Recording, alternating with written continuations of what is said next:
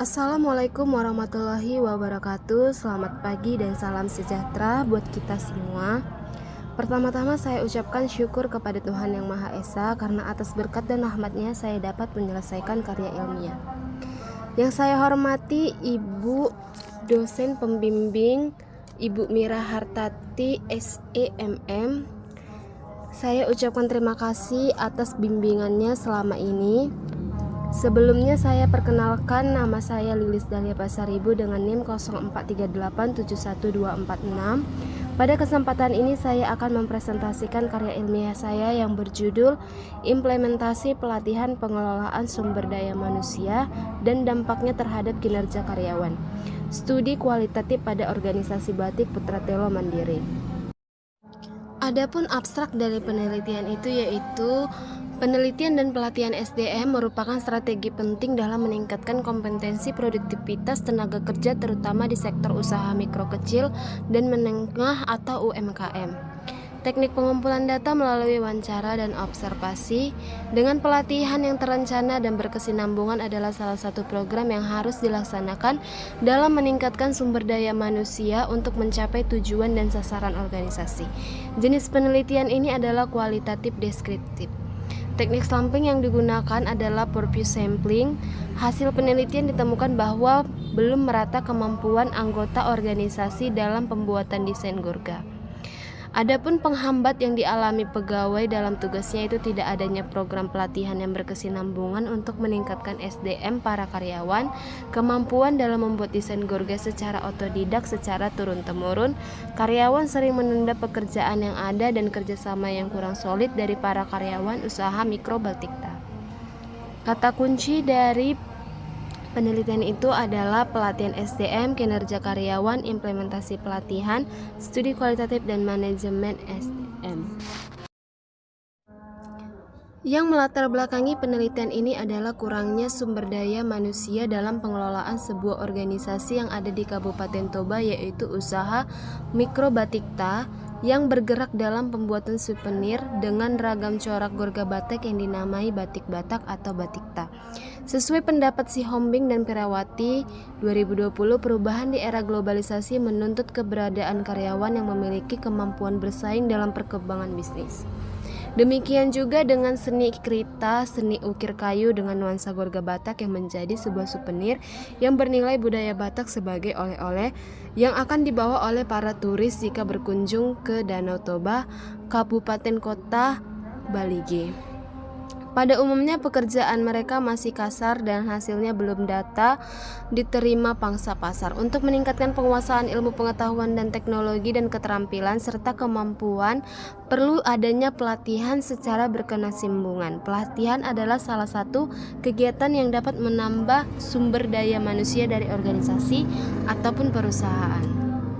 Rumusan masalahnya adalah yang pertama, bagaimana implementasi pelatihan pengelolaan sumber daya manusia di usaha mikro batik Putra Telo Mandiri. Kedua, apakah pelatihan yang dilakukan sudah sesuai dengan kebutuhan dan kompetensi karyawan di usaha mikro Batikta? Ketiga, bagaimana dampak pelatihan dan pengelolaan SDM terhadap kinerja di usaha mikro Batikta? Keempat, apa saja faktor penghambat dan pendukung dalam pelaksanaan pelatihan SDM di organisasi tersebut? Kelima, bagaimana hubungan antara pelatihan SDM, kerjasama tim, dan disiplin kerja terhadap pencapaian kinerja organisasi. Tujuan penelitian ini adalah yang pertama untuk mengetahui bagaimana implementasi pelatihan pengelolaan sumber daya manusia di usaha mikro batik Putra Telo Mandiri, dan yang kedua untuk mengevaluasi sejauh mana pelatihan yang diberikan kepada kebutuhan dan kompetensi karyawan. Ketiga, untuk menganalisis dampak pelatihan terhadap peningkatan kinerja karyawan di organisasi Batikta. Keempat, untuk mengidentifikasi faktor-faktor penghambat dan pendukung dalam pelaksanaan pelatihan SDM. Kelima, untuk memberikan rekomendasi strategis guna meningkatkan efektivitas pelatihan SDM dan kinerja karyawan.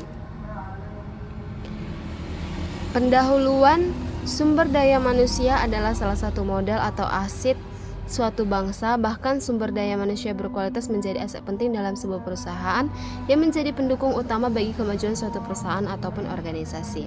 Menurut Sulistiowati, sumber daya manusia merupakan manusia yang dipekerjakan di sebuah instansi sebagai penggerak, pemikir, dan perencana untuk mencapai tujuan organisasi. Maka keberadaan sumber daya manusia yang berkualitas salah satu nilai untuk menentukan kualitas manusia memiliki peranan penting dalam meningkatkan kemajuan organisasi di masa yang akan datang. Pelatihan berkontribusi besar terhadap perusahaan atau organisasi, sehingga pelatihan yang dilakukan harus tepat dan sesuai dengan kebutuhan tenaga kerja, manajemen maupun perusahaan, agar perusahaan tersebut dapat berkembang dan menjadi perusahaan yang mampu bersaing dengan perusahaan lain secara kompetitif. Pernyataan tersebut diperkuat oleh pernyataan Rahmawati Dewe 2023 bahwa fungsi pelatihan 3 mencakup pengembangan keterampilan digital bagi anggota organisasi, pembangunan budaya kerja yang sesuai dengan era digital, dan pengelolaan tim kerja yang terdiri dari anggota organisasi yang bekerja dari beberapa seksi. Melalui pelatihan yang dilakukan oleh perusahaan yang diharapkan dapat meningkatkan kinerja dan produktivitas Batikta. Dengan penjelasan beberapa pendapat di atas dapat disimpulkan bahwa pelatihan adalah kegiatan yang dilakukan untuk meningkatkan SDM sehingga dapat meningkatkan keterampilan dari seluruh manajemen sebuah perusahaan ataupun organisasi. Metodologi penelitian yang digunakan adalah jenis penelitian deskriptif kualitatif, teknik pengumpulan data, wawancara, angket, dan observasi langsung. Penelitian ini dilaksanakan pada bulan April sampai dengan bulan Juni 2024. Lokasinya di penelitian usaha Mikro Batikta yang menjadi populasi karyawan usaha organisasi Batik Putra Tilo Mandiri Batikta sebanyak 15 orang yang menjadi sampel. Dalam penelitian ini metode yang digunakan kualitatif deskriptif, metode pengelolaan dengan skala Likert berdasarkan 4 opsi jawaban. Setiap kategori angket disajikan 11 orang semua informan yang terdiri dari 1 orang manajer dan 10 orang karyawan yang telah dipilih untuk mewakili seluruh informan dengan jawaban yang saling berkaitan. Sedang pengolahan pendapat dan penjelasan dari informan dianalisis secara kualitatif deskriptif.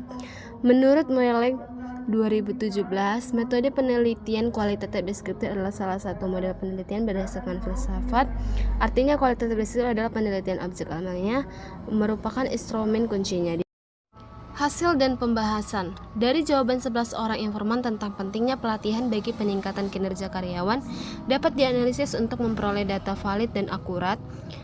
Yang pertama, pelatihan sangat penting bagi manajemen usaha Mikro Batikta dari 11 informan dan dari pihak manajemen maupun karyawan usaha Putra Telo Mandiri. Kedua, kesesuaian pelatihan yang dilakukan usaha Mikro Batikta pada karyawan 11-27% mengatakan bahwa pelatihan yang diikuti selama ini sesuai kebutuhan karyawan, sedangkan 8 orang menyatakan belum sesuai dengan pekerjaan yang melakoni. Ketiga, pelatihan dapat meningkatkan pekerjaan secara maksimal. Dari 11 informan, baik informan dari pihak manajemen maupun karyawan, menyatakan bahwa dengan mengikuti pelatihan secara berkala dapat menghasilkan pekerjaan lebih maksimal. Dari jawaban angket 1 bahwa pelatihan sangat penting dilakukan kepada karyawan sebuah perusahaan untuk meningkatkan SDM dan peningkatan kemajuan persaingan perusahaan. Melalui pelatihan dan penyesuaian SDM dalam organisasi dapat menjamin kualitas karyawan. Dari analisis data hasil wawancara pengelolaan SDM melalui pelatihan dapat disimpulkan bahwa pelatihan sangat penting diselenggarakan untuk memastikan karyawan memiliki kapabilitas sesuai kebutuhan dan kompetensi yang diembabkan di lingkungan kerja. Pelatihan yang dibutuhkan adalah sesuai dengan kebutuhan karyawan baik keterampilan teknis atau non-teknis, sehingga karyawan mampu beradaptasi untuk menghadapi tantangan baru di era yang syarat kompetisi teknologi yang pesat di era revolusi industri saat ini. 3. Pelatihan dilakukan adalah program pelatihan cocok yang dapat menunjang pekerjaan karyawan sehingga pekerjaan akan terselesaikan secara efektif dan efisien dengan hasil yang maksimal.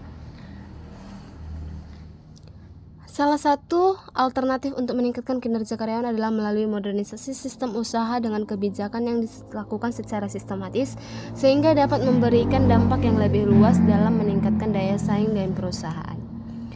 Dari analisis data yang diperoleh dari para informan peneliti dapat mengambil bahwa 3 hal yang perlu manajemen perusahaan agar etos kerja karyawan, yaitu yang pertama untuk meningkatkan karyawan dengan melakukan modernisasi sistem usaha dan kebijakan sehingga meningkatkan daya saing perusahaan serta penyesuaian kompensasi berupa gaji insentif dan tunjangan lain agar lebih efektif dan efisien dalam memaksimalkan kinerja.